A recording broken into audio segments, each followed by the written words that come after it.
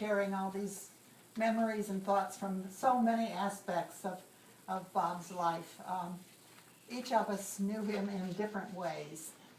I've been asked today to say a few words about Bob, speaking on behalf of Bob's friends from the Unitarian Universalist Fellowship at Easton.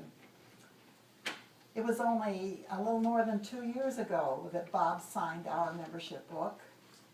I've been told that throughout his life he had expressed an aversion to organized religion.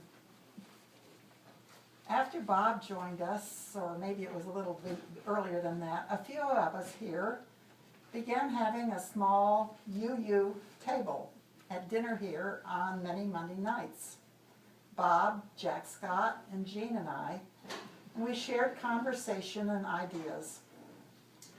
These were not usually religious discussions, but often a wide-ranging exploration of our experiences and thoughts about current events and the world, about politics and art, sometimes an idea coming out of a recent article that we'd read, or just our enthusiasm or our concern for the world at large. This turned into a genuine friendship. We enjoyed each other's ideas and company, but we didn't take each other too seriously, and we did a lot of laughing together. But it was our shared connection to Unitarian Universalism that brought us together. I know that our Unitarian Fellowship was the first church or organized religious group that Bob ever joined in his long life. That's rather amazing that he took this step at about age 87. I can't pretend to speak for Bob about what drew him to us or why he decided to become a member. I know it was not a hope for salvation as commonly defined. But I'd like to use the words of a Unitarian hymn to in some way express what may have resonated with Bob. You're fortunate that I'm not going to sing it because I can't sing, but I'll give you some of the words. For all that is our life, we sing our thanks and praise.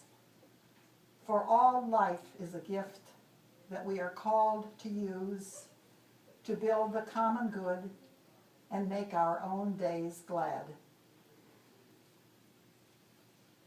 I think these words hint at his openness to all experiences, to many ways of seeing and living, to a rejection of narrow or limiting beliefs or dogma that must surely have driven Bob's distinguished career as a social psychologist, and his conviction that there's not one narrow truth among all the peoples of the world, not just one way of being human and seeing life's worth and challenge. And they speak to Bob's delight in exploring many perspectives and possibilities. Bob became a good friend of Mark Walder, and I saw Mark Walder coming in here this afternoon, so he's here. But Mark is a fellow academic in Bob's field who is also a Unitarian.